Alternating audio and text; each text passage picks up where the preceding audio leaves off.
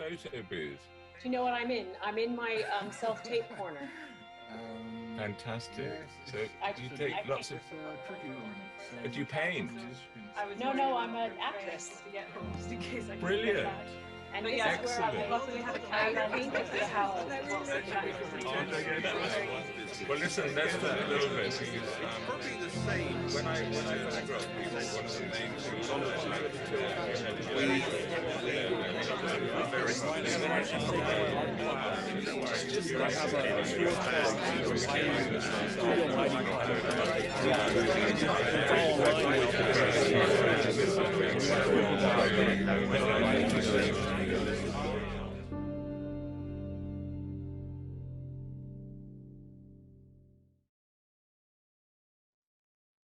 well, still in the attic, but tonight we are going to have a very special guest, a guest who I've known for many, many years and who has been extremely generous always with his time.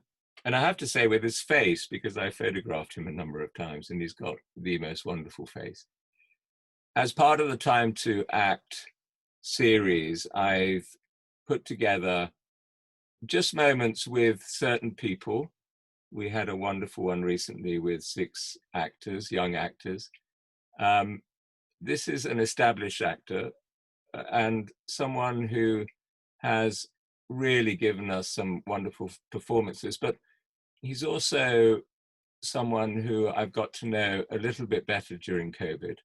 And he has given me an insight in discussion with him around many things which I think will be of interest. The emotion that comes in acting, a little bit of his background, I hope. So, we will just see what he has to say. So here he is, Brian Cox. Can you hear me okay? I can. How are you? I'm okay. I'm fine. You're looking well. On the whole, yeah, actually, I'm actually rather well. Yeah, I'm good. Good. Excellent. I'm absolutely knackered. Well, there you go. I mean, I'm knackered. I do think I'm knackered, but I'm well in my knackering, in my knackerdom. It's always good to tease the English language, isn't it? Yeah. Or the Scottish language. Well, the English language was designed to be teased. Listen, knowing that I have a beard, you have a little droopy little bit here, which I don't know if that's just attached or... Yeah? It's gone now, gone. Excellent. Okay. It was just a little hair. Listen, thank you for doing this, Brian. This is very good of you. The girls were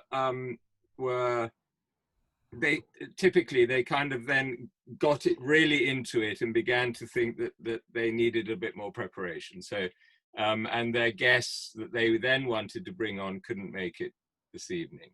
So, which is a shame. I've had no preparation whatsoever. I have no idea what's going to come out of my mouth. Do you know what? That's rather lovely. Well, I'm afraid that's what you're getting. That's perfect. That's perfect. How do you want to do this? Do you want to just be there? Do you want to?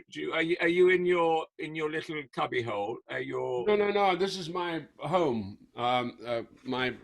You are, of course. That's right. Yes, I remember. My home. It's stone, and then of course, if you go around there.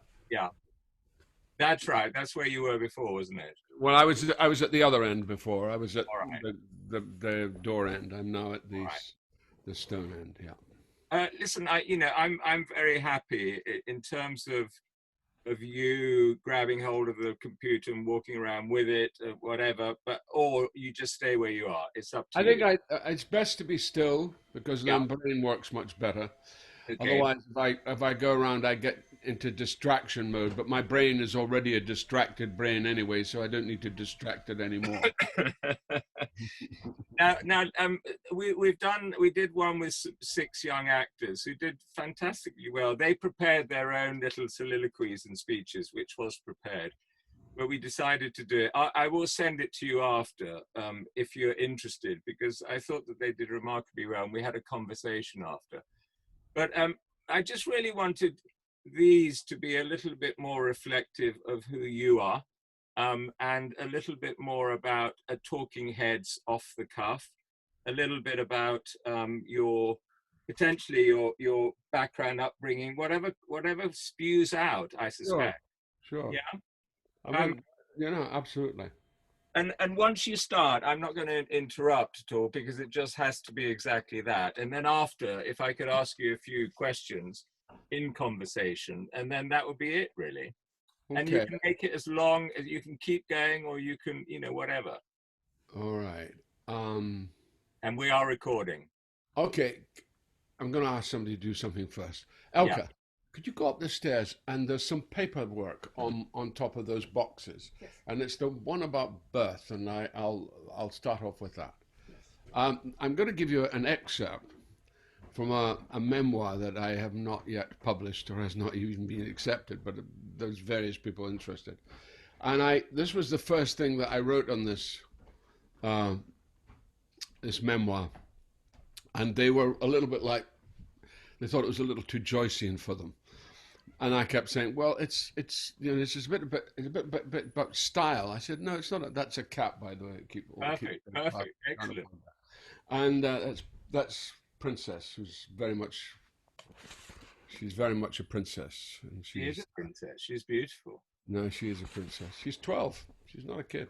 Oh, So anyway, yeah. So I was this memoir I was asked to do, and I've been having problems with it because I'm thinking, how do you talk?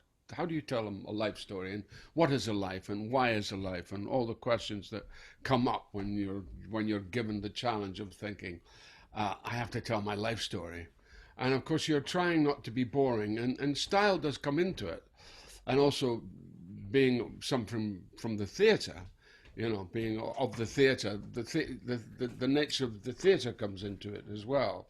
So can I ask you a question then? Did yeah, you feel that this was the right time to do it? Because I've often been asked to put together photography books and stuff, and part of me has said that the work that I really love of others is a life's work yeah. rather than just putting out stuff because it happens to exist.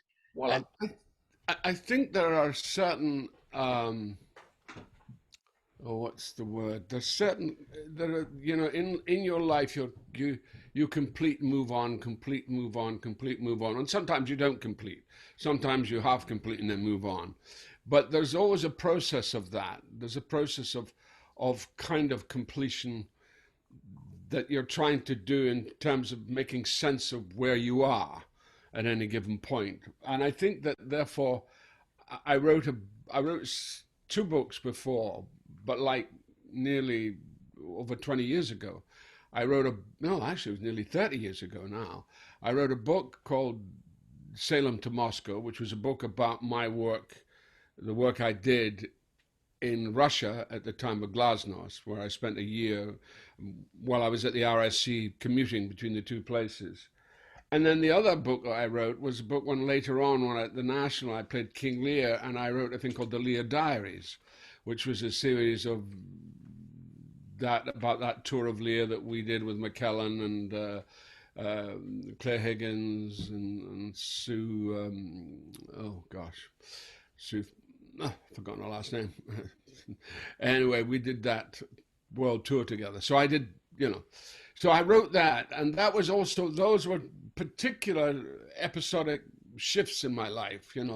Both of them were. So they made, in a sense of rolling on and completion, they made some sense.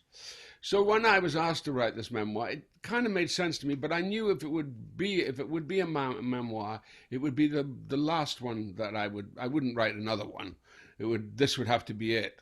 So it'd have to have a sense of um, who I am, truly who I am, and also the kind of craziness that's part of me, and the stuff I've inherited through influence and through cultural, from moving from a sort of fairly lower middle working class boy to become who I am now, and that journey. yeah, So that's why I wrote this, which I can use as a spin-off into my childhood. Okay, this was my mother had an extremely harrowing birth with me. And this was how I described this harrowing birth, but I described it from my point of view. Saturday, June the 1st, 1946, about 1:45 in the afternoon, I was born. Well, just. According to the childbearing attendees, it was with some reluctance I came into this vale of tears. No abseiling down Fallopia into the light for me, either through fear or ignorance. Well, fear. I was ascending rather than descending. Paradoxically, that could explain why now I have an excellent sense of direction. Clearly my days of comfort as a fetus were coming to conclusion. Now there was resistance. Well, no, panic. Probably panic. Definitely panic, which led to resistance. Resistance to whatever horror was constituent of that obtrusive light at the end of this particularly gooey tunnel. My hands were clasping at funculus umbilicalis, and in an attempt to make myself secure, I foolishly wrapped the cord around my neck, only of course making matters far worse. Then, in a bid to add even more insult to injury, I encased my legs in concert with my hands around the cord, my arse releasing effluent soldiers, combating the mighty whipping wind coming up the ominous passageway. Passageway? What? Passageway from where? To where? Eden? Utopia? Arcadia? Valhalla? Shangri-La? What? What? Any reassurance? Any guarantees? No, none. So that was my view of my birth and all the kind of the possible questioning that could have gone on, that went on at that time. And in a way, I realized that actually that was horrific for, certainly for my mother, because it destroyed her physically, and she subsequently became quite ill. And for me, it wasn't. For me, it was something else. For me, it was like release. It was like freedom. It was like freedom with some kind of, you felt some kind of purpose, and you didn't know what that purpose was. So that's what, to me, kind of has, I think, been my raison d'etre in my life, is purpose. What purpose do I serve, and why do I serve that purpose, and is it valid? And I've come to the conclusion that the work I do and the work that actors do has tremendous purpose. I'm no longer a faith believer. I don't believe in God. I do believe in human beings. And I believe the best mediums or priests of human beings are actors, the players, not the priests who are actually proselytizing some kind of notion of religion, of faith, of God, and how we follow God, and what do we do about God, and who is God, and what is God, and all of that. Simply, for me, he no longer, or she no longer, none of them exist. So in a way, I feel that sense of freedom because of that. And these are things I've acquired. So as I say, as a child, I did have this sense of everything being okay. I was fine with it. I was happy. I was genuinely happy. I was a happy little boy. I had my moments. I had my moments of doubt and things like everybody. But on the whole, my disposition was happy. And it was into my happy disposition that I, at the age of 8, lost my father. He died. He had pancreatic cancer. My mother had a series of horrendous nervous breakdowns and also tried to commit suicide. So, but this did not. I mean, even though I took all this in and everybody was very concerned about me, genuinely concerned about me. I'm the youngest of 5 kids, and they were concerned. I wasn't. I didn't know why, but I wasn't. I never felt that. I never felt that, oh, poor me, oh, what a terrible thing, oh, this is awful, this has happened, and why am I, I never felt any of that. I just felt, nope, I just have to go on. I have to proceed. And I think that's been the kind of the flag of my life, is carrying the flag of proceeding, of just going on, rather than being taken back by rejection or by identification with something that can only make me sad, of things. I've been very, in a way, my eldest sister, my sister Betty, who is now 90, everybody thinks of her as being somewhat callous because she doesn't cry at certain things. She has not emotional. And I remember when her husband was dying and I was in the room with her, and she wasn't crying. And everybody was saying, cry, cry, Betty, go on, cry. And she said, well, I can't. and I thought, yeah. And I remember thinking at the time, oh, that's shocking. But I understood it. I thought, yeah, I understand that. She can't cry. And why should she? Why do we really feel that that's what should be the response? We are conditioned to do that. So in a way, it becomes the human mystery kind of looms up again and again and again, which is why, my initial thing for being a player or an actor was when I was a kid, and my dad used to put me on the coal bunker of where we kept the coal. It was a bunker, and it was in a window recess of our tenement, the tenement we lived in, which was 3 rooms.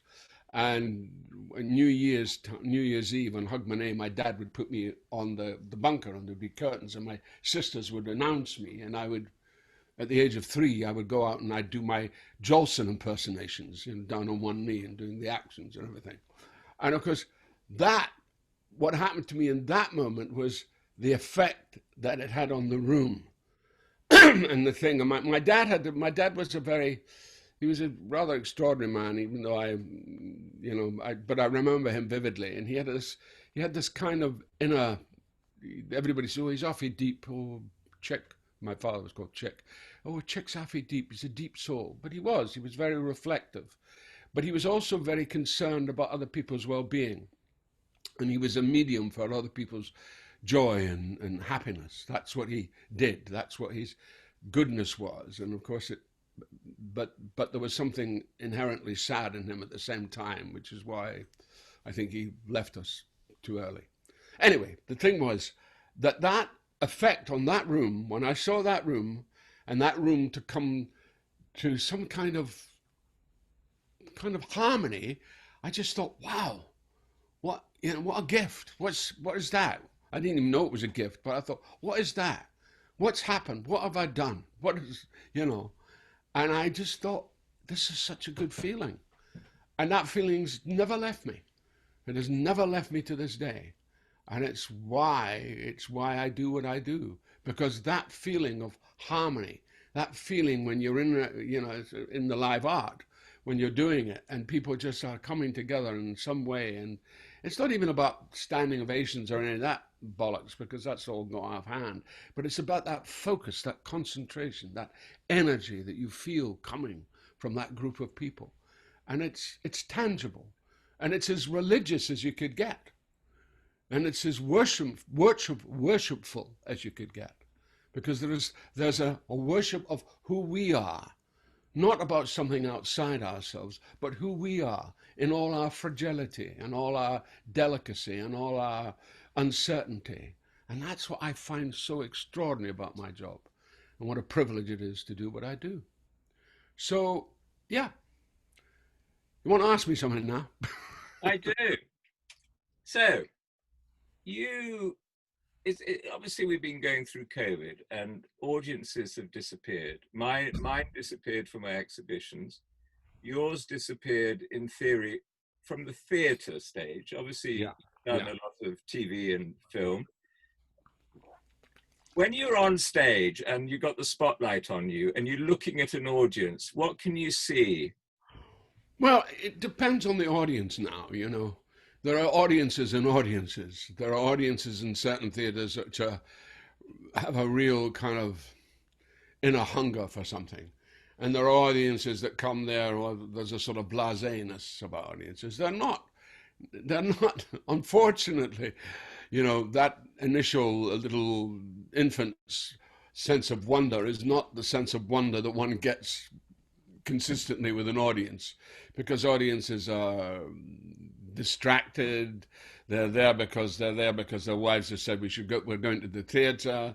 The men have fallen asleep for the first 10 minutes of a play. I mean, my favorite audience experience was when I was at the National, seeing, a rather good production of Arcadia and Tom Stoppard. It was the first time it was done. Bill Nye was in it, I remember, and we were watching this, and the lady next to me, uh, she she immediately, as soon as she sat down, she said, turned to her, she said, "Well, Dorothy, I think we'll have a drink in the interval. Shall we? We will have a drink in the interval. I know we didn't order one, but I think it'll be fine. I think we'll be able to have a drink." And her friend said, "Oh, I'm sure it'll be fine." So anyway, the curtain went up. She fell fast asleep on my shoulder. I fell fast asleep for the whole of the act. And then she woke up and she said, "Well, Dorothy, it's time for that drink." How wonderful. And they went off, got the drink. She came back, had a drink. And the second half went up. She fell fast asleep again on my shoulder. And at the end of the play, she got up and I, may God strike me down. Well, if he existed, he said, she said to her friend, "Well, Dorothy, that's what I call a wonderful afternoon in the theatre." Isn't that great? Can I tell you a little story then? Because as you know, we've had I've had the privilege of knowing you for many years and of taking your photograph. And actually, in a funny way, during COVID, has been the first time that we've really been able to sit down and have a good old chat. Normally, it's a good old half-hour catch-up, isn't it? Usually, yeah. Take the picture of this most fantastic, craggy Scottish face that I've ever seen. Craggy is a term of endearment, Mr. Cox. Yes, but I had the great pleasure of photographing Gielgud, and Gielgud was in Florence, and we went up to this wonderful, wonderful restaurant up there, and I can't remember the name of it, with a journalist called David Lewin. And David always used to ask me to do the stuff, and I thought it was because he loved my photography. But actually, he was a reviewer as well, wasn't he? Didn't he do? That's right. Yes, he did. He did. But he was of their age. I mean, he was late 70s, and I was in my early 20s. And I once said to David, "Thank you so much, David, for always asking me to do these, because I did Olivier and Gielgud and Guinness and everyone at the time." And David turned around to me and he said, "Alistair, I do like your work, but I don't drive, and you're a great chauffeur." But I have to tell you, on that evening with Gielgud, we got back in the car, and I remember he was doing something with Jane Seymour, and I was sitting in the back of the car. I wish we'd had the old mobile phones, do me old selfie in those days, and I had Gielgud, who'd had a little bit too much wine, on my right, and Jane Seymour on my left. And 5 minutes in, Gielgud fell asleep and put his head on my shoulder. And I was just kind of sitting there going, "Well, there's Gielgud just having a good old kip on my shoulder." And it was just rather lovely. I thought, tender age of 25 or 26, I had one of the greatest actors ever. He had a kip on me. I know, he was a sweetheart. I love Gielgud. I did Julius Caesar with him. Gang of Youths, Margaux Man and Waterloo, I think was one of the reviews, or the other one was A Plot to Kill Off the Best Verse Speaker in the English Language. It was a fairly pitiful version of their play. All of us who were very young and hopeful, and anyway, I won't go into it. It's a long story. Anyway, Gielgud was in it, and he used to sit in the wings and look around, and we'd go, "Oh, I keep waiting for my flight to be called." And the other one was, one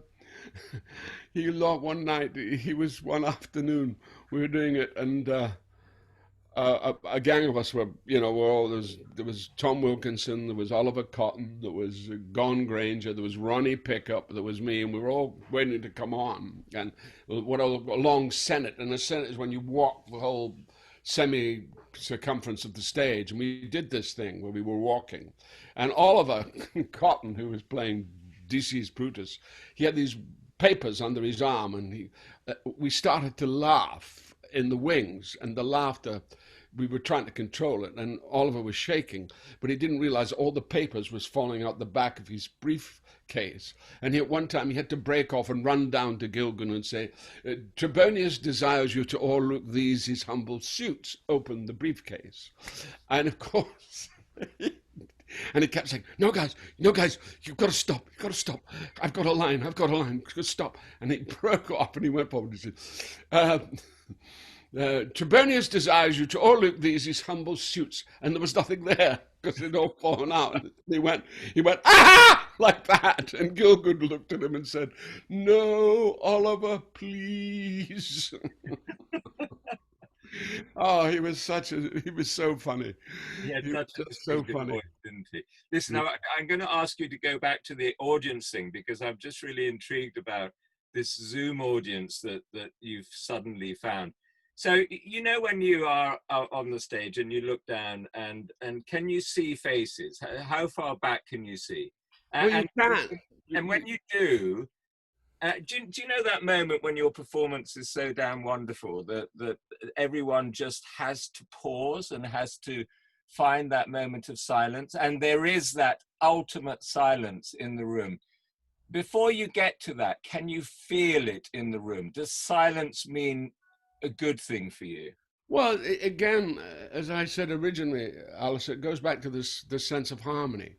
You know, when you feel, I mean, even the silence could be harmonic, but when you feel that sense of just at one, and especially if the play is going in the right groove and the performance is going in the right groove, I mean, there's nothing like it. I mean, it's an extraordinary feeling, and again, it's a group feeling. It's what makes the theatre the ultimate for players, I think. I mean, cinema I love. I mean, I'm wedded to cinema because of, and I mean by cinema I mean film. You know, I don't mean just television or film, but I mean film, television or movies. You know, and the cinema it has another quality to it as well. It's kind of private in a way, and it's much more less. It's less nerve-wracking actually than the theatre can be, because the theatre requires the dynamic, the physical instrument has to be really working well, and it doesn't have to work as well, or it is not as taxed in the cinema. So in that sense, the theatre is the measure of who we are as players, and of course it's an interesting kind of phenomenon that you get in the UK, because I as a child, my response to the dramatic art was through the cinema and through the American cinema, and that's why I was wedded so forcefully to the American cinema. I just loved it. I loved the stories, and I loved what I didn't know was the nature of the egalitarianism of it. That in fact it wasn't he's from that place and therefore he has to be judged in relationship to that, or she's from this. It was about, there was something, in Westerns there were just the good guys and the bad guys, or what have you, and it was very simple, and it was very uncondescending. A lot of British art and craft, there's an element of it being slightly condescending, and that didn't happen. That was but at the same time, in order to achieve your validity as a player, you had to deal with the theatre. The theatre was what you inherited. It was what I inherited. I mean, I only went to the theatre a month like a month and a half before I actually worked in it, which was at Dundee Rep. When I started at Dundee, I was 15. And I'd started, and that was a bit longer than that. It was about 2 months before. I used to go, there was a thing called the Rec Club, and I used to go down there at 4 o'clock on a Wednesday afternoon and watch shows, and that was my first sense of live actors. Funny enough, the first live actor I remember seeing was Nicol Williamson.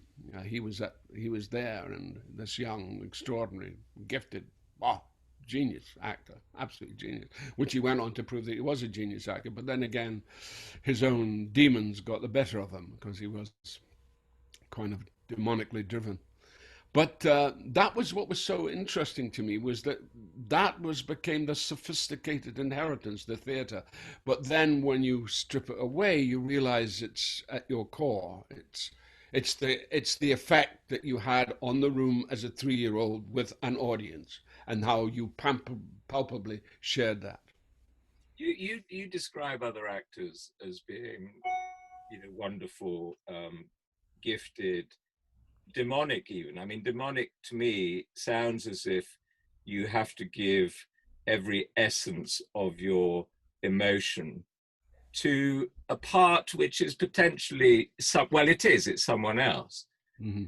So how much of you, Brian Cox, do you give to every part? Are there some parts that you feel that you just couldn't do? Uh, no, I don't really feel that at all, because we live in this whole age of diversity now, and diversity is the sort of is the currency of the moment. And my view is I've always looked at it as diversity. I've always looked at the possibility of playing whoever, whether he be from Afghanistan, or whether he be from Argentina, or whether he be from St. Petersburg. I've always looked upon it as the challenge of the world in a way, and I've never felt daunted by it.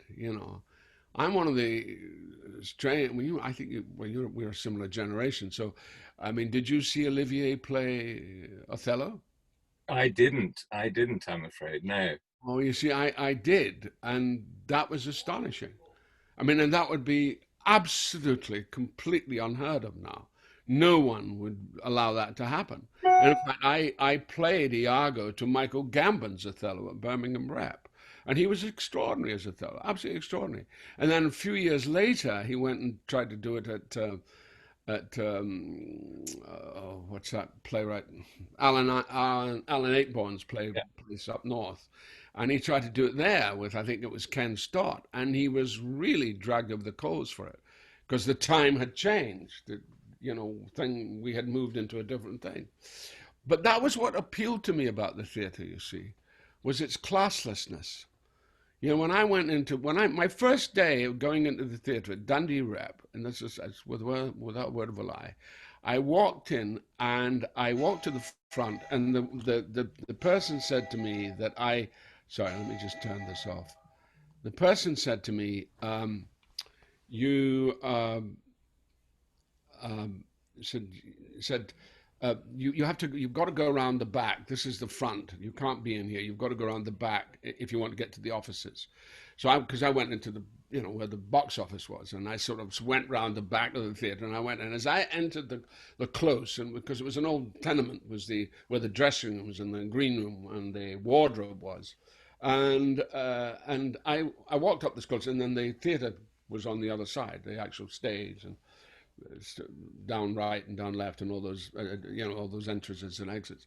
So I walked up, and as I got into the stairs, there was a fight going on, and these two people were knocking hell out of one another, mainly through verbal abuse. There was a bit pushing and shoving, but it was mainly that, and they were screaming at one another. You man, and one of them was Nicol Williamson, and he was being really demonic.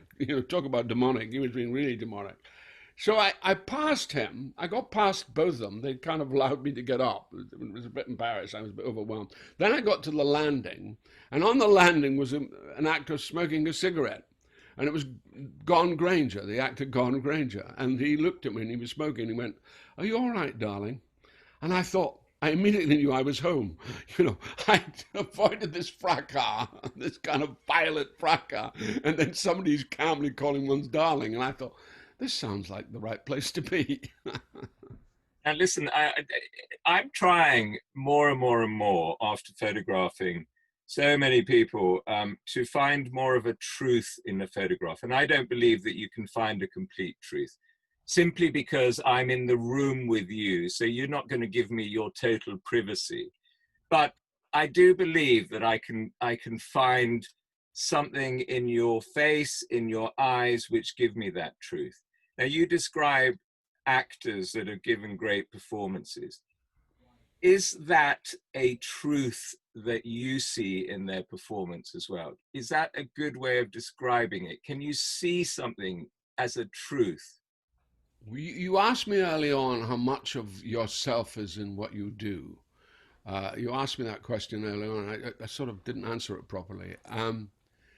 And the interesting thing is when an actor hits it, so much comes together. The character, the effect on the audience, and the innate truth of the story. And I think that's what happens, that you really, when you see, for example, Schofield, when I watched Schofield on stage, the man had a truth and an originality all of his own, but it was always the truth. And it was quite surprising, just in sometimes his phrasing, because he had that sort of voice that he had when he kind of went through the different vowels. I mean, I'm not doing it very well, but he did it effortlessly. It was effortless. The voice had such effortlessness. So you go, wow, that is something, but that's truth. I remember watching him. I was doing a Sunday night play at the Royal Court. This was way back in the early 70s. And I discovered that Tony Page was directing Uncle Vanya down in the main room. And I could skip in the back of the stage, it's back of the circle, from the circle bar. There used to be a circle bar in the old place, and then you could go into the where the circle was. And I went into the back of the circle and I watched Schofield rehearse. And I was just dazzled. It was Colin Blakely was in it as well, playing Astrov. And Anna Calder Marshall was playing Sonia, and a very good actress called Elizabeth Bell was playing Nina. And he was just, Schofield was just astonishing. He was witty, he was funny, he was light, and he was always, you can never quite pin him down because he had this kind of like vacillating energy, not in a kind of obvious way. It was just inner energy that was vacillating to try and find where he was as an actor, and then this voice would deliver this line. And there was a moment in the play where he actually loses his voice, and he says, "Can you get me a glass of water?" Well, he did it, and every time I saw it, he did it, and I kept thinking, "Oh, he's lost his voice." Oh no, he hasn't. He's pretending he's lost his voice. And that was what he did. That was where you went, wow, that's it. That's what resonates, that kind of sense of truth. You go, there's just nothing like it. And you see it. I've seen it in Olivier, I've seen it in Gielgud, I've seen it in Richardson, I've seen it in Nicol Williamson. I mean, there's so many. Albert Finney, the early Albert Finney, certainly. So from your first reading, thank you for sharing that. You described your happiness at childhood and your happiness since.